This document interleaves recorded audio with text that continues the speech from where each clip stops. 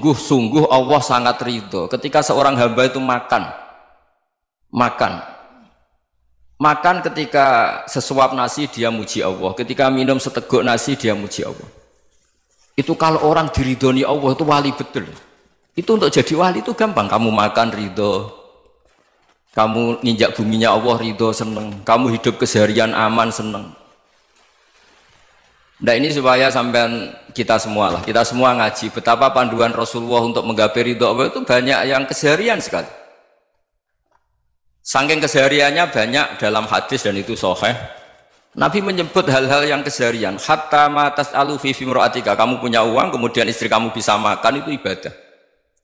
Bahkan sebagian ibadah itu dicontohkan Nabi yang akhirnya diprotes sahabat. Yaitu wa fi buti ahadikum sedekah, kamu menggauli istri kamu itu ya sedekah. Sampai sahabat bilang yang benar ya Rasulullah. Ayati ahaduna syahwatahu wa huwa lahu ajrun. Masa urusan biologis, urusan syahwat kemudian dia dapat pahala. Nabi menjawab, alaysa lawadhu'aha fi haramin akana alaihi wisrun. Bagaimana kalau dia meletakkan ke yang tidak benar itu kan dosa.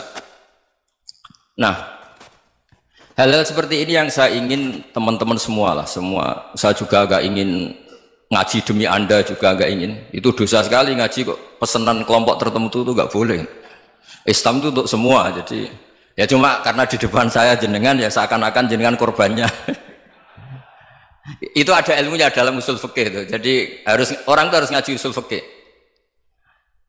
Nama yang disebut, mungkin Mas Sufyan masih ingat zaman ngaji usul fikih. Nama yang disebut itu tidak jaminan sebagai prioritas perintah. Jadi misalnya gini, kebetulan yang di depan Nabi itu Abu Dzar. Nabi ya bilang, ya Aba Dzarin ini uhibbuka misalnya, atau ya Mu'ad ini uhibbuka, atau ya Aba Hurairah ini uhibbuka misalnya. Banyaklah riwayat yang Nabi nyebut ya Aba Dzarin, ya Mu'ad, ya Aba Hurairah.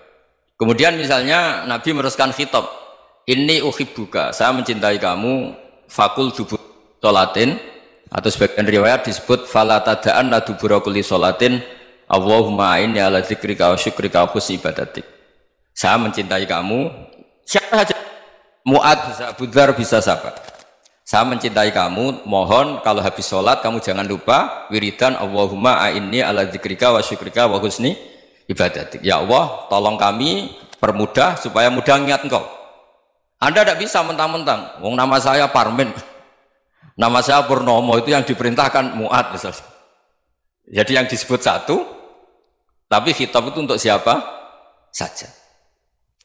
Saya teruskan ya. Jadi saya mohon semua kita melakukan kebaikan itu kalau dalam kaidah fikih disebut al yakin la yuzalu bisyak. Banyak kebaikan yang kebenarannya itu 100%. Tidak punya efek samping ke pihak lain, ke kelompok lain, ke komunitas lain. Itu tadi misalnya Anda makan dan itu murah sekali, hanya butuh satu piring. Setiap punyaan kamu muji Allah, setiap minum kamu muji Allah. Itu redaksinya Rasulullah SAW disebut Allah sangat ridho ketika seorang hamba makan, kemudian dia memuji Allah, atau minum kemudian dia muji Allah. Logikanya gampang. Negara seperti ini yang kamu harapkan bentuknya kayak apa, mertua, ipar, komunitas, tetangga, itu nyata terjadi itu kan belum pasti. Sementara yang mesti terjadi adalah kamu butuh makan, kalau tidak mati. Butuh minum, kalau tidak mati. Butuh bumi yang nyaman ditempati, kalau tidak kita juga mati. Sebab itu Allah kalau menyebut nikmatnya itu hal-hal yang keseharian. Alladzi at'amahum min ju'. Allah itu siapa? Allah itu yang menciptakan kamu bisa makan. Tidak berlebihan. Allah itu yang menciptakan kondisi sosial itu ideal. Zaman Nabi itu ya ada orang munafik. Orang-orang pilihan Allah itu juga diuji orang sekelilingnya yang macam-macam. Semua diuji sesuai konteks zaman dan waktu. Nah, tapi ada ibadah-ibadah yang selalu disarankan Nabi. Sampai Nabi itu pernah ditanya, ayul Islam ya khairun ya Rasulullah, Islam terbaik itu gimana? Jawaban Nabi itu unik. It'amut ta'am. Islam terbaik itu ya makan-makan, jangan santai-santai. Ketika Allah menyebut beberapa kebaikan, falak tahamal aqobah wa ma adraka mal aqobah. Terusannya apa? Fakku raqobah. Terusannya apa? Au it'amun fi yaumin di masubah. Ya, itu acara makan-makan itu juga Islam. Kenapa? Ya bayangkan kalau tidak ada makanan kita mati kan? Kondisi sosial tidak ideal itu Anda masih gak apa-apa. Tapi kalau Anda tidak makan, Anda tidak minum, Kamu punya istri cerewet masih bisa hidup, punya mertua cerewet masih bisa hidup. Tapi kalau tidak makan bisa mati. Berarti penting mana istri sama makan? Penting mana? Makan. Semoga istri Anda dengar. Nanti kamu disuruh makan tapi pulang deh. Itu kalau dibahasakan makan masih memahami. Penting mana nasi satu piring dengan istri. Nggak ada nasi mati, nggak ada istri belum mati. Penting mana? Gak berani jawab kan? Nah, ternyata Anda ada garang kan di depan istri.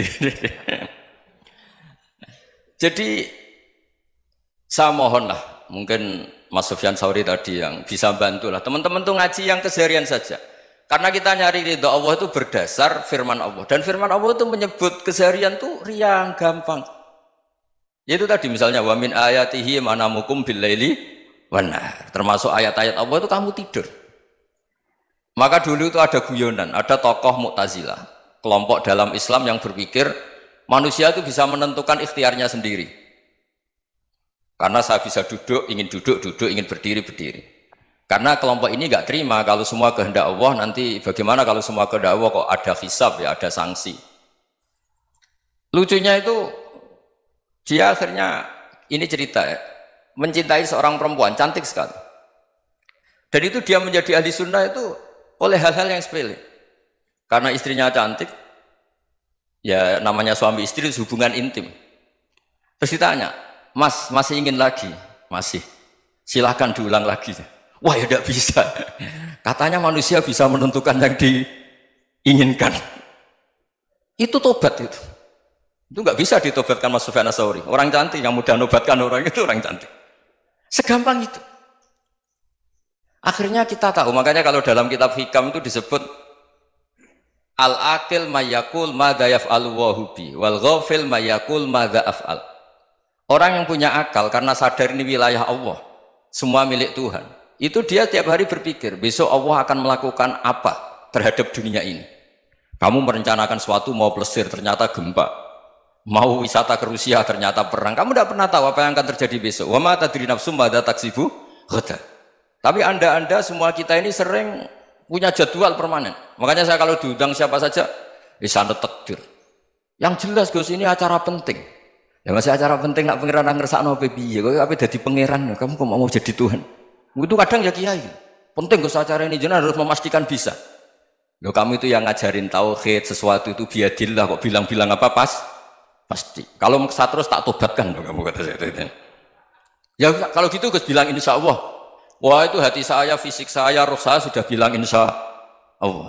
Tidak usah kamu latih kata saya. Nah hal-hal tauhid keseharian itu gampang sebetulnya. Wal ghafil yaqulu madza af'al. Tapi orang yang lupa Allah dia setiap hari bilang besok apa? Kita bisa melakukan apa? Seakan-akan dia itu aktor, dia penting, dia subjek permanen, dia. Padahal kita ini hanya objek kehendak Allah Subhanahu wa taala. Karena kita yakin sesuatu yang terjadi di alam raya ini kita tidak bisa apa-apa.